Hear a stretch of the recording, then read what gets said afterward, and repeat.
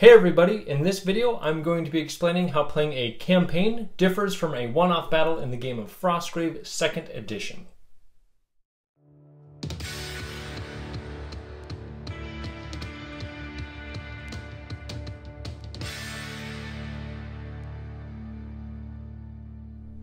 Hey everybody, I'm Alan with Bricks and Blocks Gaming, the channel that plays tabletop games using toy bricks and blocks and discusses the rules and strategies that build the foundation for those games. Be sure to check the description box where you'll find timestamps for this video as well as links to some of our other Frostgrave content.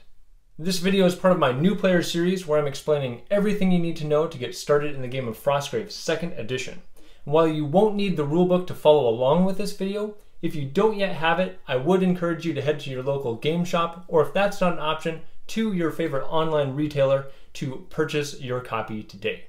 In this video, I'm going to be discussing one-off games versus campaign games, the 5 steps that occur after a game, establishing a base for your warband, and some ideas for choosing which scenario to play. So now let's get to the bricks and blocks of playing a campaign in the game of Frostgrave 2nd Edition. In my previous video, I discussed how the gameplay of Frostgrave 2nd Edition works. A campaign adds additional rules for what you can do between games to upgrade your wizard and their warband when you plan to play multiple games against the same opponent or groups of players. Although one-off games are a lot of fun, Frostgrave truly shines when playing a campaign. The actual gameplay in Frostgrave is essentially the same regardless of which format you play, but in a campaign you probably won't play as carelessly. With a one-off game, the only goal is to just secure more treasure tokens than your opponent. So it doesn't matter which figures survive the battle, as long as you get your treasure carriers off the board alive. So sacrificing your expensive knights, barbarians, and even your spellcasters to ensure your thieves survive is actually a great strategy. But in a campaign, you want to make sure your main characters come back for the next battle, which creates more decisions about when to press on and when to retreat. I believe Frostgrave truly shines when played as a series of continual battles. With a campaign, the focus isn't so much about who won or lost, but rather how your warband fared and how you get to upgrade your wizard. After each campaign battle, there's a set of 5 steps that should be completed in the following order. Roll for injuries and death, cast out-of-game spells, award experience points and level up your wizard, count the treasure you found, and spend your treasures. You can also establish a base, which I'll discuss after these 5 steps. During a campaign game, figures reduced to 0 health might not be dead. Instead, after the game, each of these figures must make a survival roll with a 20-sided die, or D20, to determine their fate. For soldiers, a result of 1 to 4 means they have died. A 5 to 8 means they are badly wounded, and 9 or higher means they've fully recovered. Dead characters and any magical items they're carrying are erased from your wizard sheet and are lost. Badly wounded figures have to sit out for a game as they recover from their wounds and are allowed to join the warband after the 1 game penalty. Wizards and apprentices reduced to 0 health use a different table to determine their fate.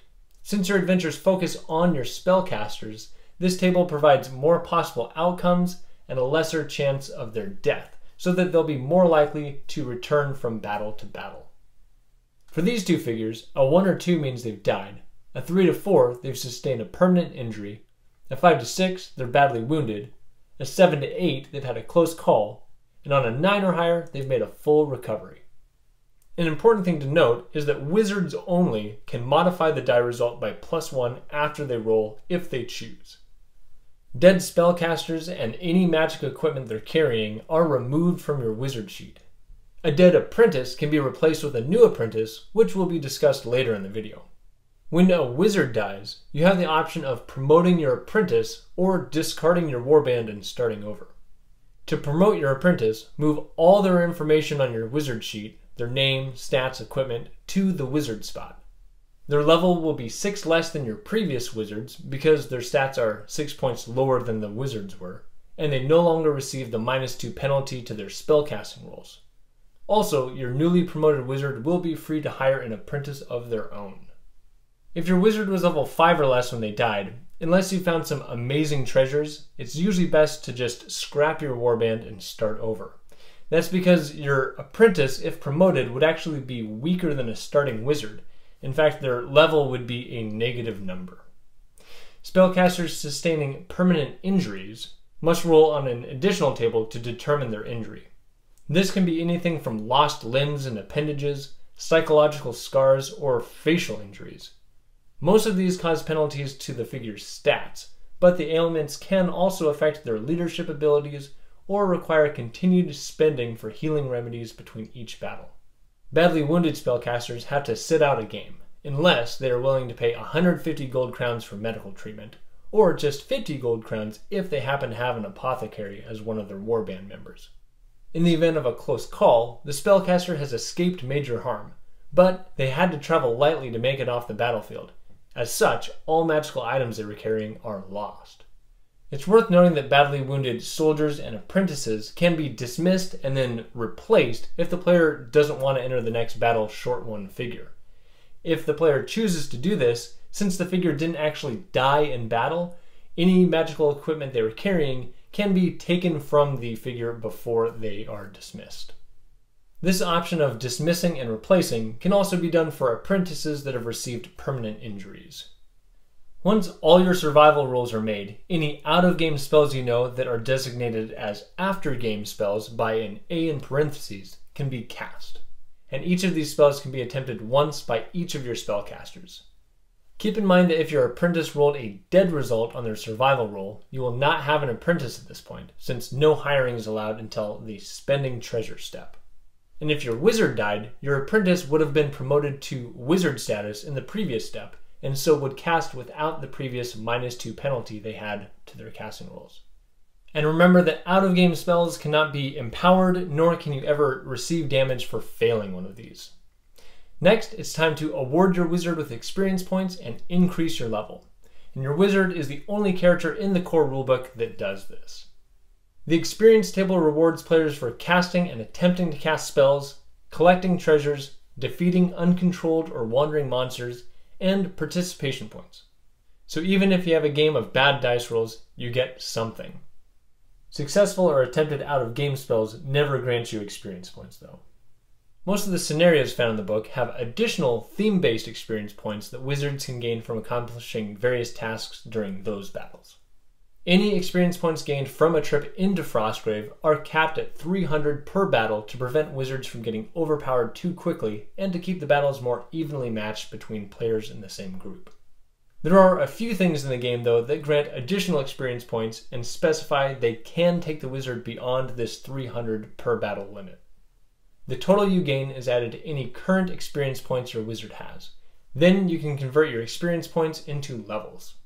For every full 100 points you spend, your level increases.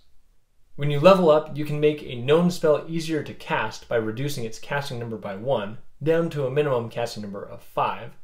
You may increase your fight, shoot, will, or health stat by 1, though there are caps for how high these can go. Or, if you have a grimoire in your possession, you can learn the spell that's written in it.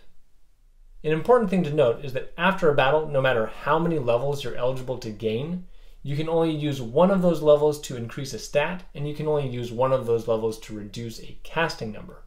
So you could increase one stat and lower one casting number, but you couldn't increase a stat by +2 or lower the casting number of 2 different spells. However, you are allowed to use any number of levels to learn new spells if you have multiple grimoires to do this with. Also, you don't have to level up if you don't want to, and you can save as many experience points as you would like, which is helpful if you're holding out for a specific grimoire or if you want to make sure you have enough to always reduce a casting number after each battle.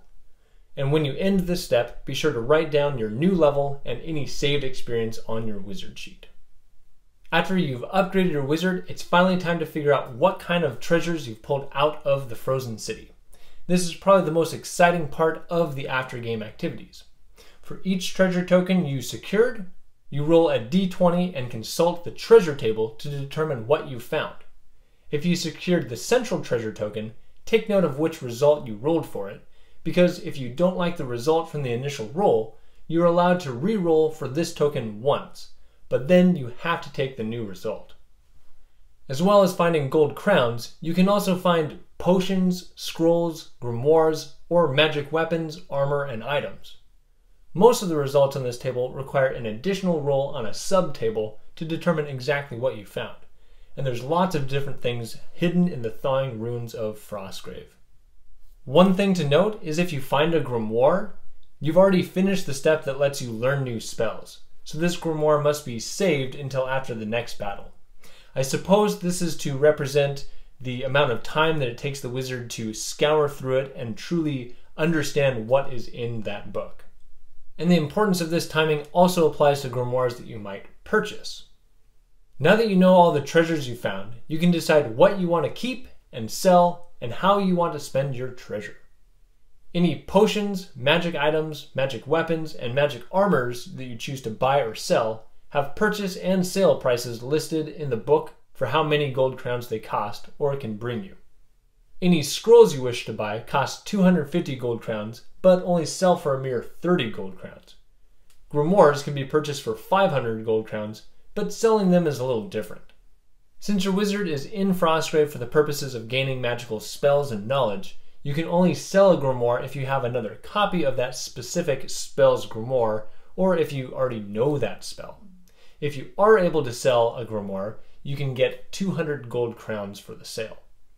If you've sent your warband through any of the scenarios from any of these supplements, you may have acquired magical things that don't have sale prices listed. The appendix of the 2nd edition book state that a merchant will pay you 40% of the purchase price for selling any of those items. If your gaming group decides that the ability to buy anything they want from a shop takes away from the excitement of randomly determining what you pull off the battlefield, the game includes an option for black market contacts. With this optional rule, each player rolls 4 times on the treasure table.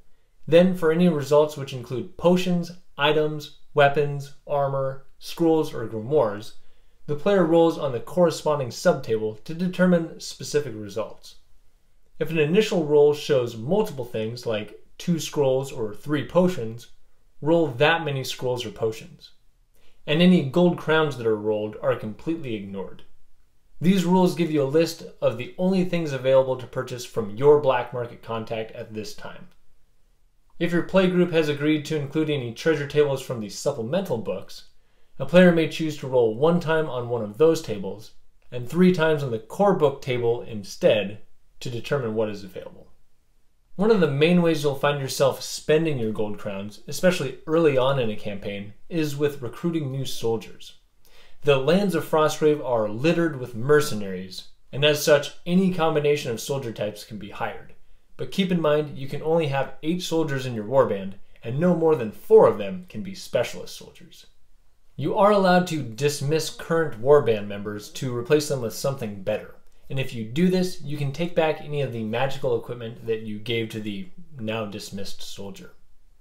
If you need to replace your apprentice because they either died, were promoted to wizard status, or you want a new one because your current one is injured, recruiting a new one will cost more than they did when you formed your warband, because you'll be hiring a better apprentice. No wizard wants to start from scratch when it comes to training their pupil, so a new apprentice will again have 6 move, 10 armor, and the same shoot stat as the wizard, and their fight, will, and health will be 2 less than the wizard's. And they have the -2 penalty to all of their casting rolls.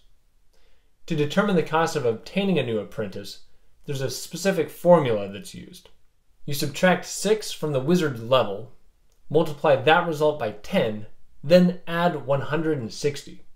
So a 10th level wizard would subtract 6 from this to get 4, multiply that by 10 to get 40, then add 160 to get the cost of 200 gold crowns. The last thing that you can spend your money on is on your base. After your warband's first trip into the Frozen City, your wizard can establish their headquarters. With all the ruins in Frostgrave, there are plenty of interesting locations that will work for not only resting and storing loot, but also for exploring and aiding with spellcasting. And moving in is free. The core book has 8 different locations you can choose from. Some provide general bonuses, like the chance of finding gold crowns or other loot, while others grant bonuses to casting rolls for specific spells. The book doesn't specifically state when establishing a base happens in relation to the 5 after-game steps. However, since some of these bases do affect what happens during those steps, like finding additional treasure tokens, gaining more experience points, or helping you cast a spell that could prevent a character from dying, I would suggest that establishing a base should be done either immediately after the game or at the latest between the survival roll and out-of-game spellcasting steps. And this might make more thematic sense than immediately establishing a base, which would be like taking your team to a hideout, then realizing 3 of your guys are actually dead. Should you decide after a future battle you want to set up a different base, you can abandon your current one and establish a new one, again for free. If you choose to do this though, any upgrades you've purchased for your base get left behind. There are 11 base resources in the core book that can be purchased. Just like bases, some of these upgrades can help any wizard, but some of them will only aid specific wizard builds. There is no limit to how many resources you can purchase for your base though. Once you're finished with all your purchasing and hiring, you can assign any of your newly acquired equipment to your Warband members. But keep in mind that your soldiers can only carry magical weapons and armor of a type that they would normally have. So you can't give your knight a magical crossbow, for instance. Any equipment that you don't give to your Warband members can be stored in your vault, which is just an area on your wizard sheet for keeping track of your unequipped items and grimoires. In a campaign, it's generally best to play scenarios rather than just standard games, to give each game new goals and force players to switch up strategies a bit. The second edition book includes 20 scenarios. The first 10 were originally released in the first edition book, but have had some of their rules updated to match the second edition rules. If you're completely new to Frostgrave, I'd recommend just starting with the first scenario, which is the Well of Dreams and Sorrows, and playing through all 20 scenarios in order. But if you've already played a lot of first edition Frostgrave, you might want to jump right to the 10 new scenarios, starting with the Orb. Many of the scenarios in Frostgrave call for specific terrain pieces or monsters that will show up during the battle, so make sure you've got everything you need to set up your table before sitting down to play. If you don't yet have the Frostgrave 2nd edition rulebook and this game sounds interesting to you, I'd highly recommend you go out and purchase the book. If you have any questions about the game, you can ask those in the comments below, or check out the Frostgrave Facebook or Reddit sites where players like myself have asked questions and had responses from the community and the author Joseph McCullough himself.